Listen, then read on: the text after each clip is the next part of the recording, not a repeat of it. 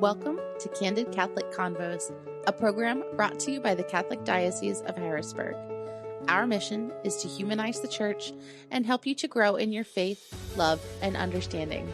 I'm your host, Rachel Trochet, a cradle Catholic who's only human and struggled with faith on more than one occasion. Each week, you'll hear engaging, down-to-earth interviews and actionable strategies you can implement into your life with ease to help you grow closer to God. If you're ready to open your heart and step fully into the person God created you to be, then you're in the right place. Let's get started. Welcome back to Candid Catholic Convos. Today is part 2 of our exploration into Halloween with Father Szada. If you missed last week's episode, you can check it out on our website at hbgdiocese.org or on Spotify to get caught up. In case you missed it, we talked about the history of Halloween as being inherently Catholic and interconnected with All Saints' Day and All Souls' Day. We also talked about the origin of jack-o'-lanterns, trick-or-treat, and why we use the colors orange and black. We dove deep into ghosts and demons and clairvoyance, and why utilizing paranormal investigators is advised against, regardless of how good their ratings are on TV. Trust me, you're gonna want to check it out if you haven't already. Some of the revelations he shared made so much sense. For instance, Halloween as All Hallows Eve. What's another word for a saint? Hallow. Also, celebrating the day before a feast day is something we do a lot as Catholics. There's Christmas Eve, New Year's Eve, the Easter Vigil, and even Saturday evening Mass. It all points to the celebration of Halloween as a traditionally Catholic holiday that lost its richness over the years. Even the origin of carving pumpkins as a means of warding off demons I found fascinating. And if you're not sure what to carve on your pumpkins this year, you can check out justloveprints.com, where you can download free Catholic pumpkin carving templates of the Miraculous Medal, the Sacred Heart, and more. I also had no idea trick-or-treat started as an exchange of sweets for prayers for the deceased. This year, when I take my kids around, I'm going to try to say a prayer for every house we visit and teach them to do the same. My favorite revelation? That ghosts are in fact real. That just blows my mind. And it makes the ending of the new Ghostbusters movie, Ghostbusters Afterlife, so much more impactful. Spoiler alert for those who haven't seen it. Harold Ramis, the actor who played Egon in the original movies, passed away a few years ago. And the main plot of this movie follows his grandchildren as they seek to understand the grandfather they never met, while simultaneously trying to stop the demon Zool from re-entering the world. At the end of the film, the original Ghostbusters reunite, and an age-progressed image of Ramis appears as the ghost of Egon Spengler. He doesn't speak during this segment, which I originally attributed to the illness he battled in real life that eventually robbed him of his ability to speak. But now I see it as a more accurate representation of ghosts in the real world. Whether that was the intention of the filmmakers or not, it's still pretty cool to think about. Today we're continuing our conversation with Father Szada, digging into discussion on poltergeists, superstitions, Santeria, and more. So without further ado, let's jump right in. So we touched on this briefly in our last episode and then again just now, about how those who have passed away are not allowed to communicate to the living verbally, and that us trying to communicate to the dead through Ouija boards or other methods like paranormal investigators is opening a door. In 1 John chapter 4, verses 1 and 2, he says not to believe every spirit, but to try them to see if they are from God, and that everyone that confesses that Jesus has come in the flesh is from God. Adam Bly, who's a church-decreed expert on religious demonology and exorcism in the Pittsburgh Diocese, says that spirits from purgatory, like you had said, can appear in hopes of intercessory prayer, but they're not permitted to speak. So for argument's sake, let's say we run into a spirit. How do we use John's instructions for testing the spirit if they can't answer us? First of all, let me say that Adam Bly is a good friend of mine. No way. Oh, yeah. So we know each other well. We've been to many conferences and so forth together. So, in fact, I call him on a regular basis. We consult about all kinds of things. So, yeah, he's a very, very good friend of mine. That's awesome. So anyway, when you talk about the spirit, see, the number one problem here is this is a violation of faith, right? Because I'm trying to figure out, I'm trying to learn, I'm trying to know, rather than trusting in God. All right. And this is where the problem with Ouija boards and tarot cards, it's all a matter of it's power and control. People, we live in such an insecure time. All right. The bishop just actually talked to us in his homily that just a little while ago about anxiety being the number one health issue in America today. All right. And I believe that. And, post-COVID, there's so many different things. But I think what has happened is, and I didn't mention this to him, I will eventually, I'm seeing an uptick in people turning to the occult because they're looking for security, they're looking for answers, they're looking for black and white, they want some sort of stability, all right? And they're not finding it in they're so insecure in their world that's why they turn to the occult. They want answers, they want stability, they want something that they can stand on. And that's why they're getting into trouble. But again, it's a violation of the theological virtue of faith. It's also a violation of the first commandment. You shall have no gods before me, right? And so that's why those are dangerous things, because they're putting something else, all right, ahead of God. And all of those occult practices are demonic. Whether they want to admit it or not, or like it or not, they are. That's interesting. Then what's the difference between praying to a saint, which is encouraged, versus communicating with the dead, which is strongly discouraged, even though they're both dead? Okay. Well, because, in the mystical body of Christ, okay, each of the three dimensions has their own function, if you will. So, and when we have saints in heaven, one of their primary functions, they're in heaven, so to speak, they're not yet complete or full because they don't have their bodies yet. But, intercession, prayer for us, all right, is part of their mission, if you want to call it that. Whereas the souls in purgatory can't. They're stuck, all right? They can't do anything for themselves. So they rely on us, right? We rely on the saints, all right? The souls in purgatory rely on us, all right? So there's a dynamic here between the three parts of the mystical body, which is very, very important. So again, you don't communicate with the dead because, again, that's a violation of faith, all right? It's a violation of this whole trust in God. Whereas praying to the saints is a different ballgame because they are already in communion with God. All right. We sometimes make a serious mistake and we think that, and you just read the obituaries, all you have to do to get to heaven is die. It's like, die becomes, that becomes your ticket to heaven. That's not necessary. We're making some presumptions there that we don't know for sure whether this person is really in heaven or not, which is why funerals should be focused on praying for the deceased, for the remission of their sins and for their everlasting life, all right? Too many funerals don't do that anymore, all right? They're focused too much on, this person is now in heaven and all those other kinds of stuff. And we can't assume that, and yet we're doing that all over the place. So that's the difference. The saints in heaven intercede for us. We need their intercession. The souls in purgatory need our intercession. So there's a dynamic which is built into the very system, so to speak. That makes a lot of sense. And yeah, you're right. I've noticed that a lot of funerals nowadays are more for the closure for the living versus closure for the deceased. Right. Kind of piggybacking off of that a little bit. My grandfather had passed away before my grandmother, and in life, he was a big prankster, always playing tricks on her. And after he died, she was convinced he was still playing tricks on her because her earrings would move and she wouldn't be able to find them until she yelled for him to put them back, and then they'd show up right where she left them. Does God allow our loved ones to give us signs like a cardinal or a rose or moving our earrings or a song on the radio when you're thinking about them? It's a good question. There's two aspects to it. The first is that there are such things as poltergeists, playful ghosts, if you want to call them that, all right? What status they have in the afterlife, I'm not exactly sure, but we know they're there, all right? They might be, if you want to call them, minor demons who are just there to aggravate us, so to speak. And I think there's a lot of those, to be honest with you.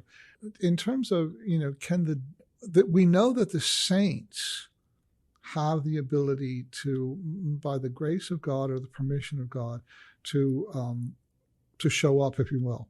But if you stop and think about it, in all of the history of the church, when there are apparitions or all of these kinds of things, overwhelmingly, they're Christ or the Blessed Virgin Mary. It's very rare that you hear of any apparition of a saint. That's very true, yeah. Now, why is that? Because the saints don't have their bodies. They are in an imperfect, even though they're happy in heaven, they are in an imperfect state without their bodies. So their ability, other than their intercessory prayer for us, their ability to really interact with us is limited. Whereas for the Virgin Mary and for Christ, that's not true. They have their bodies and they can, physically manifest in many ways. So you have two different situations here. You have poltergeists, and then they're real, and then you have, the saints. But I think that it's to say that would have been her husband playing games with her. I think that probably, some poltergeist was playing the games with her, and she just assumed that it was her husband. It comes down to that, I think. That's so fascinating. I just found it so funny because that was the one day that she had stayed with us, and she was like, I can't find my earrings. And I went in and I tore the room apart with her, and she's like, whatever, he'll put them back. And then 10 minutes later, we went back, and she's like, I told you, they're right there on the bed where I said they were.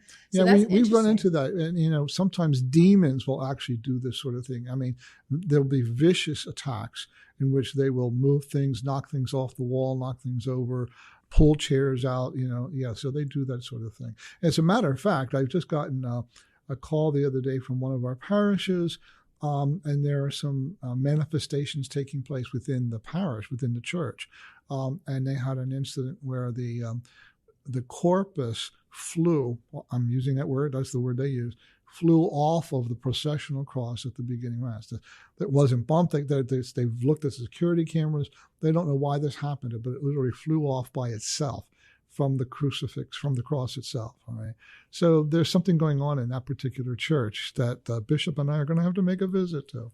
That's wild. Wild. So going back to the difference between ghosts and demons, if we're being like physically tormented, the chairs being pulled out or like actually being scratched or anything like that, is that more indicative of a demonic infestation versus like seeing my grandfather, for instance, and he can't talk to me? No, well, see, again, there's different levels. There's infestations, there's oppressions, there's obsessions, and there's possessions. All right, so they're all slightly different. All right? They become more intense. An infestation is exactly when a demon will be in a place, a ghost, right? Rather than being just a spirit of the dead, it may be a demon that's actually infesting a place. And it's a haunted house or whatever it might be. Then you have oppression, and this is where a person can be physically attacked. And yeah, it happens a lot. Unfortunately, it's happening more and more. Then you have oppression, in which a person, obsession rather, in which a demon will actually attack the person's. See, demons can't read your mind, but they can put all kinds of thoughts into your mind that cause you discouragement, despair, anxiety, fear, all of those sorts of things that they play with, all right, and manipulate. And then possession, of course, when a person is actually possessed by a demon. And even with possession, there's three main different levels of possession. A person can be partially possessed, a person can be fully possessed, or a person can be perfectly possessed, all right?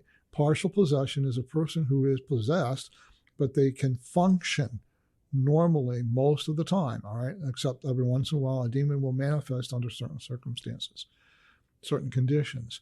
But then you have a person who is fully possessed, and this is a person who will even, for example, black out. The demon will take over at given times, and the person will not even be conscious. They will not even be aware of what the demon is doing in and through them at that given moment. The most frightening one is a perfect possession. A perfect possession is a case where an individual has freely and consciously chosen to give themselves to the service of Satan. Mm. So they look perfectly normal. They act perfectly normal. They never have any manifestations, but they are completely under the control of Satan because they've chosen it themselves. Now, it's unfortunately happening more often than we would like to believe. That's pretty terrifying because it could just be someone walking down the street that looks perfectly fine. Well, you know, the most terrifying part of all is the fact when it tends to be a priest or a bishop. Mm. And I know of cases of like that. That is absolutely terrifying. Because the person who's supposed to be able to help you is... That's right. Oof. Chills. So speaking of homes, because we had talked a little about, you know, the infestation of a home. My husband and I are on a journey to sell our house, and the house that we are looking at is over 100 years old. My husband was nervous because he's like, well, what if it's haunted? And I was like, don't worry, I know a guy. But gee, I wonder who.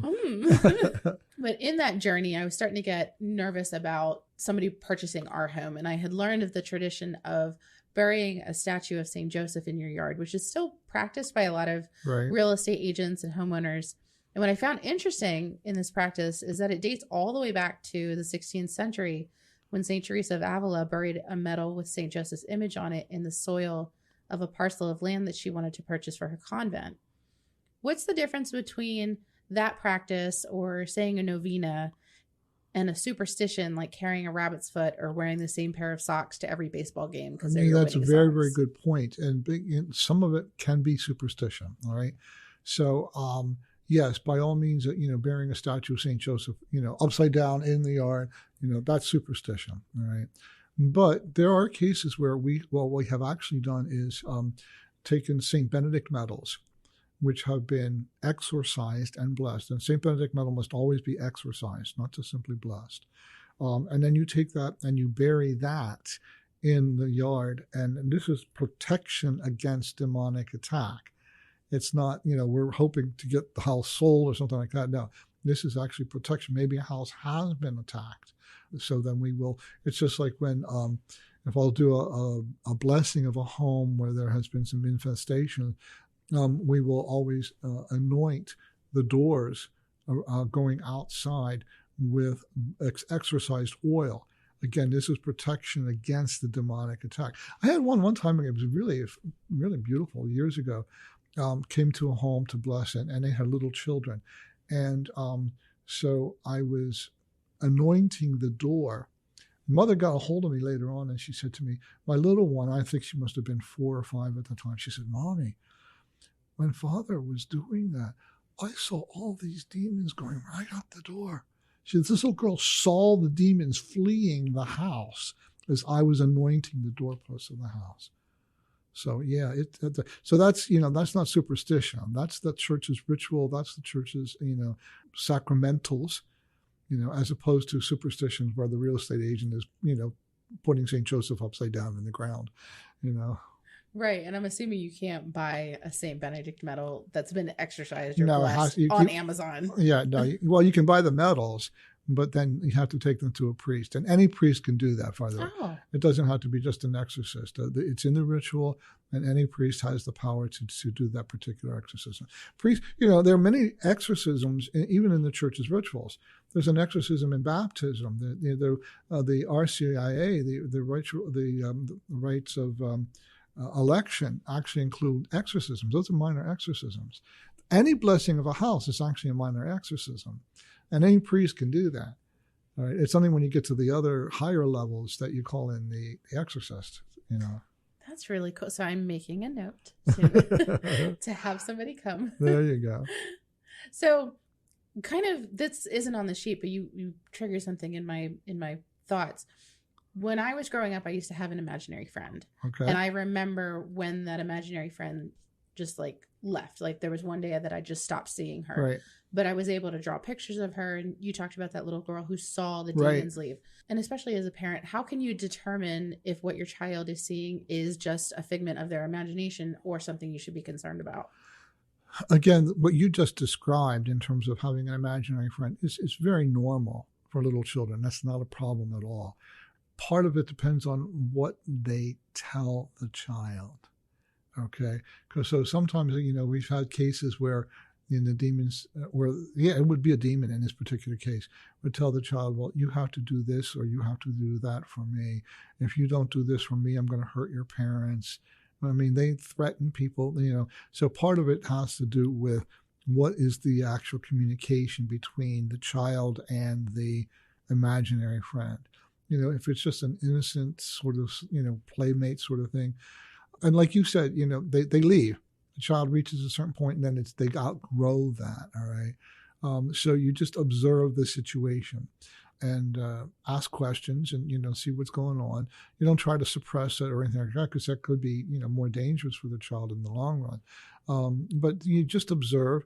You see what's going on, you ask questions, and if you hear that they're being told certain things or making certain threats, then you call the priest.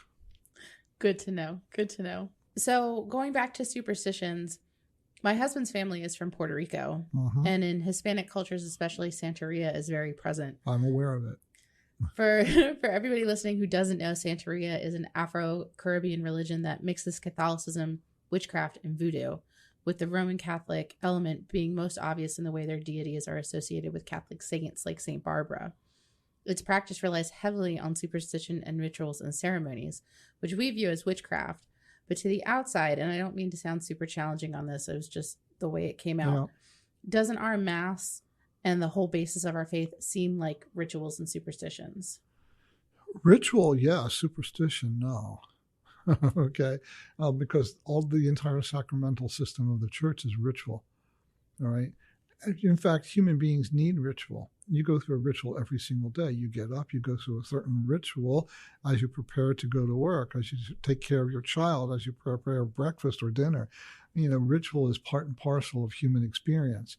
If we don't have ritual, we'll go crazy, right? So, yeah, ritual is absolutely, but the sacramental system is different because, you see, when you're dealing with superstition, it's the idea of the practitioner that is imposing their ideas, wants, desires into the ritual.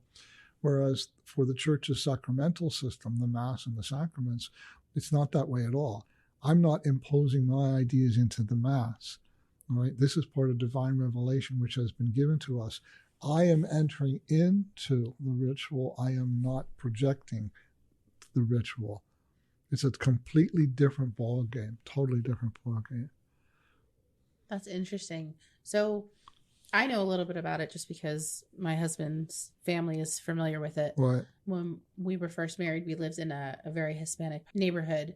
So we would go into like the corner store and there'd be candles of saints and things like that. And it always kind of turned me off a little bit because I wasn't sure, like the idea is like, oh, it's nice, I'm going to light a candle to my saint.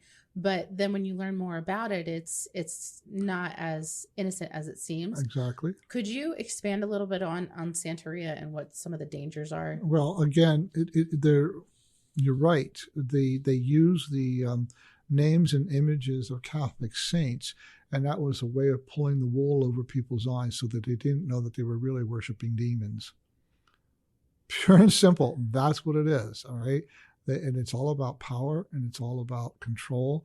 And so, yeah, and so it's all demonic, pure and simple, right from the get-go. And I've unfortunately dealt with Santeria in one particular case, especially of possession. And it can be very, very dangerous. What it ultimately comes down to, too, is that I'm thinking of this one particular case. It comes down to authority. You mentioned having a child. Parents have authority over their children up to a certain point, okay? The bishop has authority over me, all right, up to a certain point. And so, that's what these occult practices are about. It's the individual who's trying to take authority by ritual practices so that they can control the situation, all right? This is, when we're talking about the Mass and the sacraments, this is the danger where the priest allows too much of himself in the celebration of the Mass, because the Mass doesn't belong to the priest. The Mass belongs to the church. So the priest enters into the ritual. He doesn't control the ritual. If he tries to control the ritual, he's overstepping his bounds. And that's the big difference. So yes, Santeria is very dangerous because, again, it has that veneer of Catholicism, where in fact it's purely demonic. So fascinating. But the big one you run into now is Santa Muerte, and you see statues of Santa Muerte. You know Santa Muerte, Holy Death. No, I'm not familiar. Holy Death. Okay, so you'll see a statue that looks something like the Blessed Virgin Mary, except it's a skull with a scythe. I mean, we actually saw a picture of it at this week at the workshop. One of our speakers was an exorcist, and so it was like a takeoff on Our Lady of Guadalupe, with the aura around her and all that sort of thing. But it was purely demonic.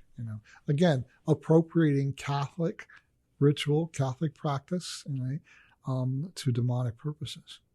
So then what about something like in Mexico, they celebrate the Day of the Dead? Is that? It's not much different than All Souls Day. Oh, okay. Except for the fact that, again, this is where superstition comes in. They'll take food to the graves and, expect the dead to consume the food. Or no, they don't do that. But there's not much difference between the Day of the Dead and All Souls Day. Very interesting. That makes me feel a little bit better about that one anyway. Yeah. This isn't on here, but I have to know, what was your favorite Halloween costume to wear when you were growing up? Ooh. See, I can't remember too many. I can't remember. I cannot remember, honestly, what I ever really wore as the Halloween costumes. Because I must have given it up fairly young. That's all I could say. So okay. I'm sorry, I can't answer the question because I really don't remember. No worries. Well, thank you so much for joining us today. I feel a lot better about Halloween now and learning some of the history. And I just love learning about history and the things that are interesting about our faith and where things actually come from. And my pleasure. Anytime, you know where to find me. Yes. Thank you. God bless you. Thank you so much for listening. Our goal at the Diocese of Harrisburg is to walk with you on your faith journey. So if this episode resonated with you in any way, the easiest way to show your appreciation is by sharing this program with your network or by leaving a review on your listening platform. You can also support us financially by making a donation online at hbgdiocese.org/DAC and clicking the Make a Donation button. Thanks again, and we'll see you at church on Sunday.